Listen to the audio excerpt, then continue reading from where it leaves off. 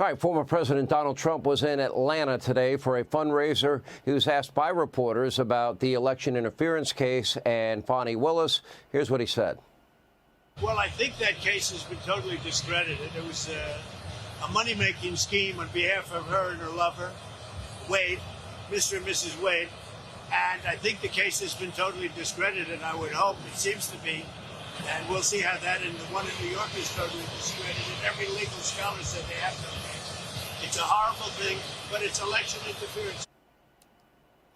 Fani, in full Get Trump mode, is asking the appeals court to deny the former president's request to overturn Judge McAfee's earlier decision to allow her to remain on the case.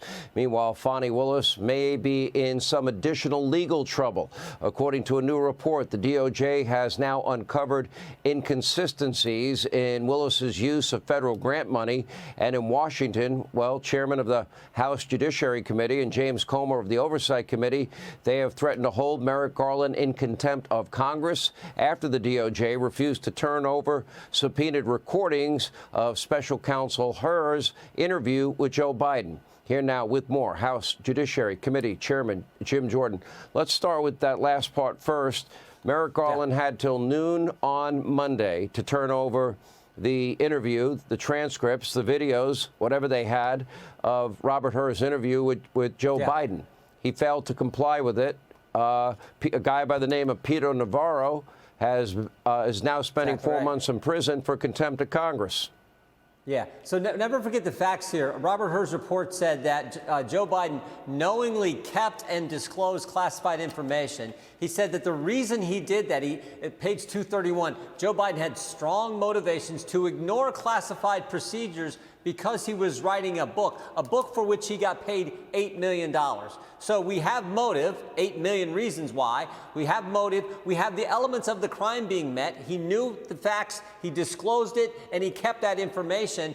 But he doesn't get charged because Robert Hur says he's a forgetful old man.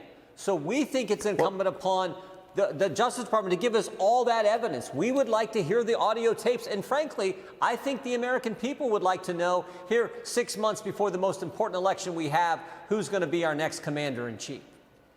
It's beyond that, because Robert Hur did say that Joe Biden willfully withheld these documents. They were found, you know, in what? Really 8 separate locations, but multiple locations within one location, depending on how you count it, that's fine. But didn't that report also say that Joe Biden told the ghostwriter, hey, I found some new materials down in my basement. Let me read it to you. Did that guy have a security clearance to have top secret information read to him by the former vice president? And by the way, that same guy, we want to depose him too. We've asked for that. And that same guy tried to destroy the evidence after he found out a special counsel had been named. So yeah, Joe Biden met the elements of the crime. Joe Biden, we have motive, but he's not charged because he's a forgetful old man. But what's interesting here, Sean, is in the last 3 presidential elections, there's only been 3 candidates: Hillary Clinton, President Trump, and President Biden. All 3 had concerns. Concerns were raised about how they dealt with classified information. But only one is being charged. Joe Biden wasn't charged. Hillary Clinton wasn't charged, even though she destroyed 30,000 emails, for goodness sake, and was sending classified information over an unsecure server. She's not charged. But somehow the one guy who was actually president at the time, he gets charged. That's what so many Americans find wrong, because it is wrong. It's a double standard, and that's not the way it's supposed to work in our great country. So I talked earlier in my monologue tonight about, you know, how Democrats can't run on their success, or if you're better off than you were 4 years ago, and they're now resorting to, you know, radical rhetoric like Donald Trump's going to kill Americans and bring slavery back and end all abortion in the country. That's because they're desperate. But on the other hand, we've got another issue here. And that is, okay, starting on Monday, you've got this ridiculous case going back to 2015 and 16 involving Stormy Daniels. In that case, the DA in New York, Alvin Bragg, has not even identified what the felony is that they're actually charging Trump with. Clearly, it's a biased judge, a jurisdiction not friendly to Trump, nor would D.C. be one, nor would Fulton County be one.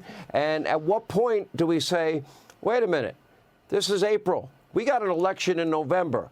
Why don't we let the American people decide? And how is it that the Biden Department of Justice won't cooperate with you, but they're using every tool at their disposal to use the law to go after Biden's chief opponent? Yeah. How do you explain that? What does that say about the country? That's today's left. Today's left controls the Democrat Party. They use this lawfare to go after their political opponent. But the good news is the American people see through it. President Trump's numbers continue to rise. They know the case in New York with Alvin Bragg. They know Fonnie Willis in Georgia. And they know Jack Smith. Both his cases, whether it's Miami or D.C., are ridiculous. Everyone knows it. It's why he's winning in all 7 of the toss-up states, the states that determine the election. He's winning in Georgia, North Carolina, Pennsylvania, Michigan, Wisconsin, Nevada, Arizona. And those are the states that decide this election. So that is the good news, that I think we're going to have Donald Trump back in the White House because the country sees all this for what it is, and they appreciate what they had under President Trump compared to what we've had with Joe Biden. You know, it's interesting. They arrest him, they mugshot him, they arraign him, they charge him. His poll numbers go up. You have to wonder, if he gets convicted in New York, do his poll numbers go up?